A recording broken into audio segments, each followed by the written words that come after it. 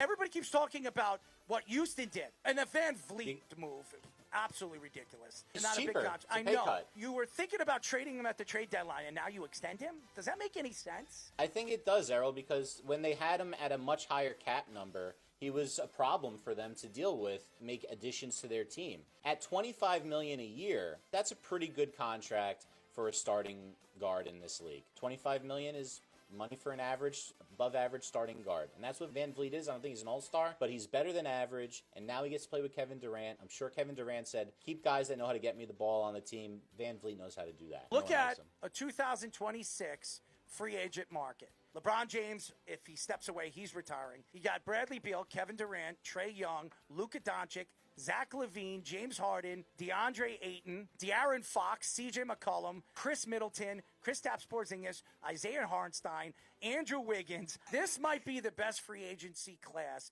the NBA has had in about 10 years. It's interesting, though. They were able to get Durant, and they had paid these larger contracts. Who did they trade for Durant? They Dillon were Brooks overpaid players, right? and Jalen Green. Dillon Brooks is making like $22 million a year. I like Dillon Brooks. Really, and if but I that's were a lot for Dillon Brooks. If I were the Knicks, I would do whatever I can to pry him away from Phoenix. When you overpay guys, and I think Houston did this intentionally because they had to pay somebody. No one was coming there. They just had all this draft capital. So now you can overpay guys. And guess what? Now when you have to try to acquire a star, the contracts match up because you have a couple of guys that make a lot of money that you're not afraid to get rid of.